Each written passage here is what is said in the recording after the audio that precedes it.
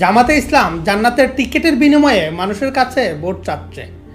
জামাতে ইসলামের বিভিন্ন নেতা এমন ভাব করতেছেন যেন তারা অলরেডি আল্লাহর কাছে থেকে জান্নাতের লিজ নিয়ে এসেছেন। ইসলামী জান্নাতের টিকিট বিক্রি না করে আর কে করবে? জাহান্নামের টিকিট বিক্রি করবো আমরা? কি মনে করে আমরা জামাত ইসলামী তো জান্নাতের টিকিট বিক্রি করবে? বাংলাদেশে যদি নামাজ কায়েম হয় 18 কোটি মানুষ নামাজ পড়বে, আপনি একটা ভোট দিয়ে 18 কোটি মানুষের নাম দিয়েছেন। আপনারা যদি ইসলামের পক্ষে কোরআনের পক্ষে দাঁড়িপাল্লা ভোট দেন, আপনারা কি কারণে সবের বাকি হবে?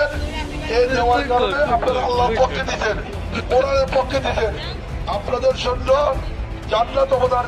দল মতের উঠতে উঠে এইবার দাড়িপাল্লা মার্কায় আপনারা ভোট দিয়া একবার আল্লাহরে খুশি করবার লাগি, ব্যস্ত যাইবার লাগি, দুজক থেকে বাঁচবার লাগি, নিজের উন্নয়নের লাগি আমরা হলে চেষ্টা করতাম। ইনশাল্লাহ রাজি আছেন তো?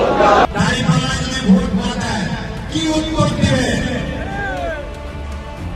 শেখ মুজিব জান্নাতে নিয়ে যেতে পারবে? পারবে না।